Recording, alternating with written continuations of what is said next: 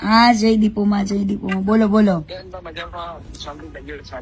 બસ એકદમ મોજ મોજ. પ્રોબ્લેમ તો ઘણા વર્ષોથી છે જ તે, પણ અત્યારે લગીને ચૂપ હતી.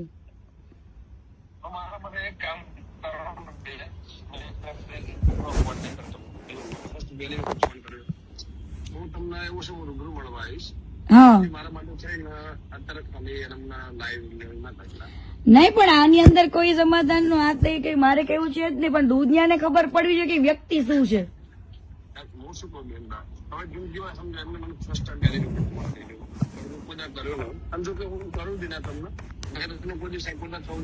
હા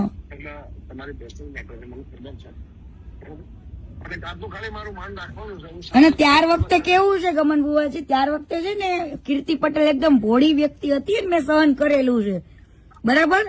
અને ઈ મારા મા બાપ પાસે જઈને બેઠો, 3 વાર મારા પપ્પા પાસે ગયો, ત્યારે મેં એની મેટર ચૂપ રાખી હતી. પણ આની હવે એક પછી એક બધા ગેમ કરે છે, તો મારી હારે ગેમ કરી હતી, તો હું કેમ ના ખુલીને કહું લોકોને. જે હશે હું પતાવડાશે, મારી જવાબદારી બસ. બરાબર ના, એવું પતાવવાનું આમાં કઈ પતાવવાનું છે જ નહીં મારે.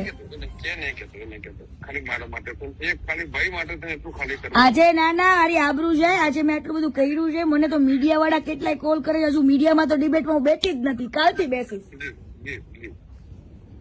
હવે લોકોને આંખ ખુલવી જોઈએ, ખોટા માણસને સપોર્ટ કરીને કોઈ મતલબ નથી. એને કેટલી છોકરીઓની જિંદગી બગાડી એ બધું જ કહીશ.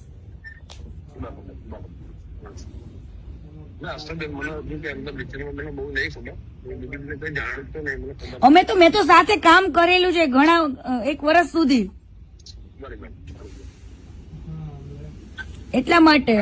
અને અત્યાર સુધી કદાચ અમે લોકો એકબીજાને ફોલો કરતા હતા ને, તો ઈ તો એટલા માટે ફોલો કર્યું હતું કે એને મારા મા બાપ ને કીધું હતું. મેં કીધું ઈ અનફોલો કરે એ ખબર પડે જ ને લોકોને.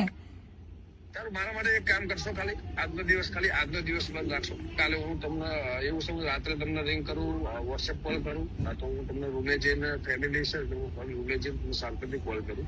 છોકરા લઈને ખાલી ફરવા આવ્યો, અને આજનો દિવસ મારું માન રાખજો. આજનો દિવસમાં એવું છે, મેં ટાઈમ મૂક્યો હોય ને, ટાઈમ ને કોઈ દિવસ હું ઉલ્યો નથી કરતી, કેમ કે લોકો પછી મને એવું કે મેં કોઈ વસ્તુ માટે નથી કર્યો, મેં લોકોની આંખો ખોલવા માટે ઓનલી ફોર આ વસ્તુ કરું છું.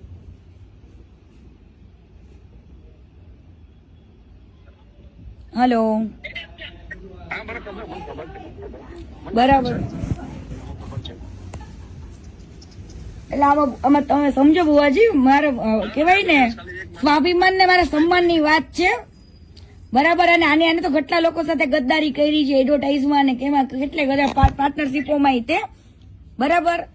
એને બધે માલિક જ બનવું છે. અમે લોકો જયારે કામ કરતા હતા અમારી કદર નથી કરી.